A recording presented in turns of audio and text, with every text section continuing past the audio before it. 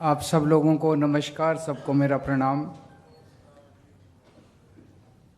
Jail से निकलने के बाद मेरा बहुत मन था कि सभी काउंसलर साथियों के साथ एक बार मिला जाए।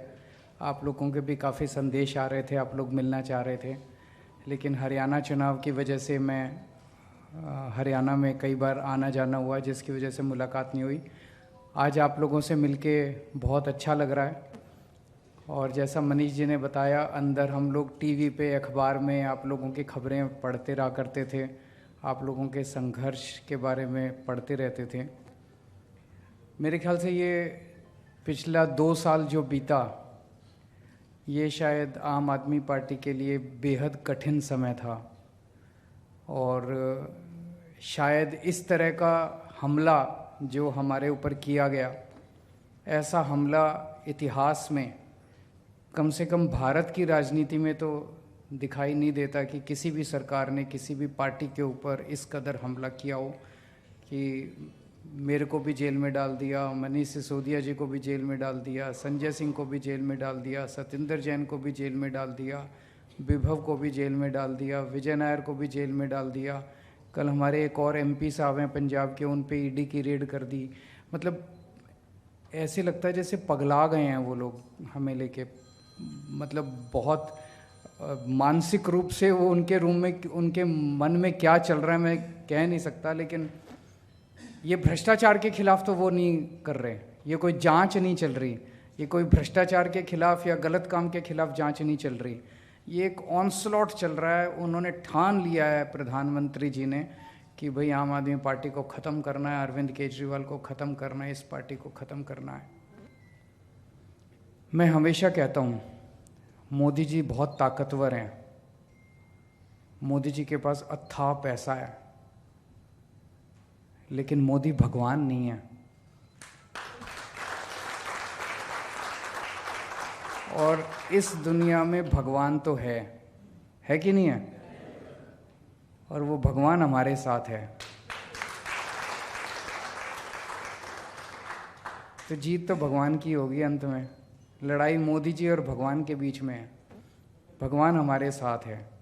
तो उनकी पूरी, एक पत्रकार गया था दिसंबर के महीने में मोदी जी से मिलने के लिए, उसने वापस आके बताया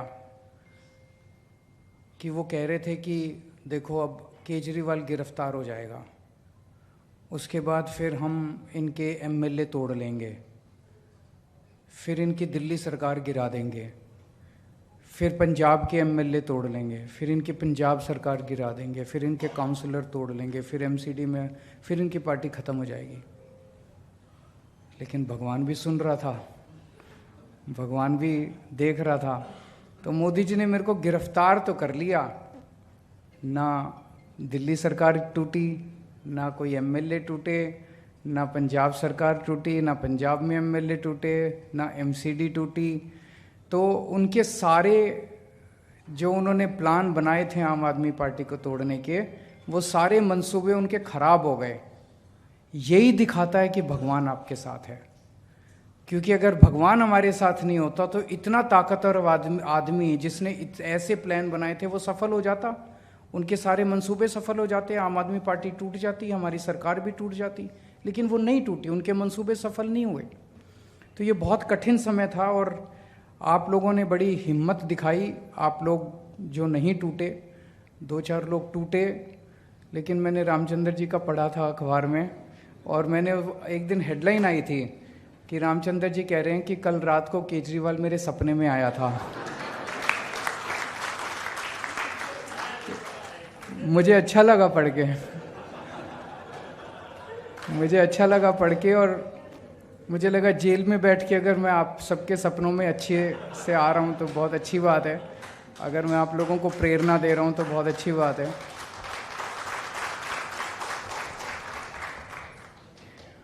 अभी गोपाल जी ने बड़ी अच्छी बात कही।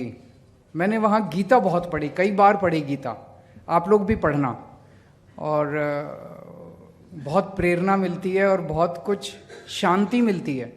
जब आप बड़ी कठिन परिस्थिति में होते हैं तो उसमें समाधान मिलता है और आदमी को बड़ी शांति मिलती है। कठिन से कठिन समस्या को डील करने का एक तरीका, उपाय मिलता है। तो अभी गोपाल जी ने जो कहा वो बड़ी अच्छी बात कही कि सब दुखी हैं। जिसको टिकट मिल गई वो भी दुखी है, जिसको टिकट नहीं मिली वो भी दुखी है। टिकट मिलने के बाद चुनाव लड़ा, जो जीत गया वो फिर भी दुखी है, और जो हार गया वो फिर भी दुखी है। अब जो जीत गया वो सोच रहा मेरे को एमएलए की टिकट मिल जाए। ऐसा नहीं कि जो एमएलए हैं वो सुखी हैं, वो भी दुखी हैं। अब एमएलए सोचता है मैं मंत्री बन जाऊं, जितने मंत्री हैं वो भी दुखी हैं।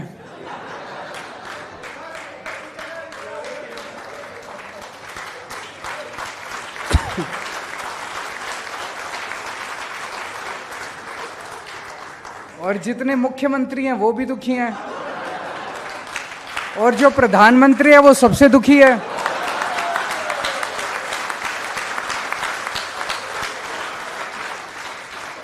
प्रधानमंत्री को समझ नहीं आ रहा है केजरीवाल को काबू कैसे करें, जबकि केजरीवाल एक छोटा सा आदमी है। तो सबसे इंपॉर्टेंट चीज जिंदगी में है खुश रहना, है कि नहीं है? बाकी सारी चीजें इंपॉर्टेंट नहीं है। लड़ते रहो जिंदगी में, कभी ये टिकट मिल जाए, कभी ये जीत जाए, कभी मंत्री बन जाऊं, कभी खुशी नहीं मिलने वाली। खुशी तो जो आज है, जैसा है, उसी के अंदर खुशी मिलेगी। ये गीता की सबसे बड़ी। तो जिसके पास कुछ आपसे कम है उसको, उसकी तरफ देखो और उससे आपको ये पता चलेगा भी मेरे को तो भगवान ने ज़्यादा दिया। जैसे कभी कभी जेल में होते थे तो जेल में लगता था यार पता नहीं कब निकलेंगे, फिर मेरे को मनीष सिसोदिया ध्यान आता था कि इसको तो 1.5 साल हो गए, और मेरा तो फिर भी परिवार ठीक ठाक है। इनकी पत्नी इतनी बीमार थी, बहुत ज़्यादा बीमार है इनकी पत्नी, उसके बावजूद ये शख्स टूटा नहीं। और उसके बावजूद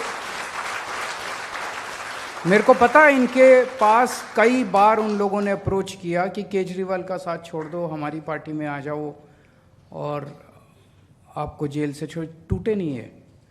तो इससे प्रेरणा मिलती थी। तो जिस व्यक्ति का संघर्ष आपसे ज़्यादा है या जिस व्यक्ति को भगवान ने आपसे कम दिया है वो आपको प्रेरणा देता है, यार इससे तो ज़्यादा ही मिला है मेरे को, खुश रहूँ मैं।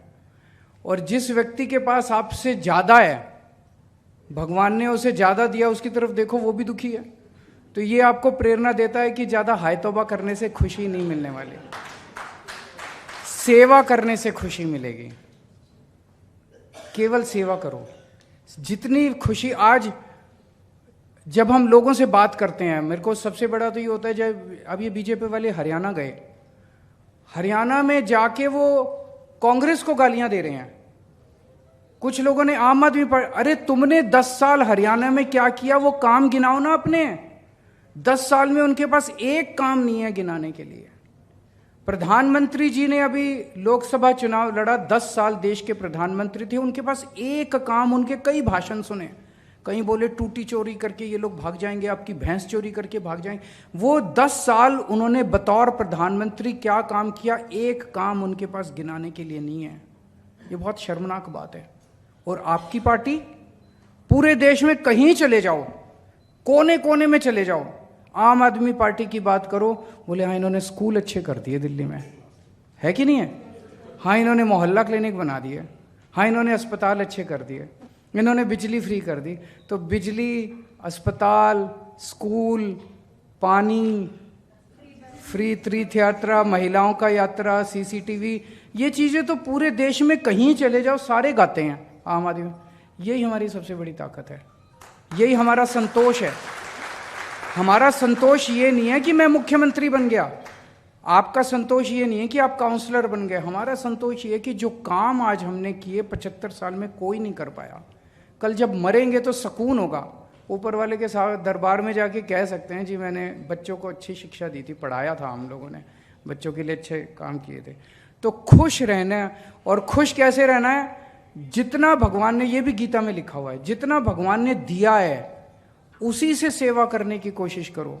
आप सोचो फंड और मिल जाए ये, और कोशिश संघर्ष करेंगे और फंड भी मिले, स्टैंडिंग कमेटी भी मिले, पावर भी मिले।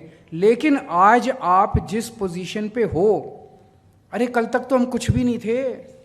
दिल्ली की झुग्गियों के अंदर मैं और मनीष सिसोदिया जी दिल्ली की झुग्गियों में घुमा करते थे हम, तभी शीला दीक्षित जी से काम करा लिया करते थे, धरने दे दे के काम करा लिया करते थे।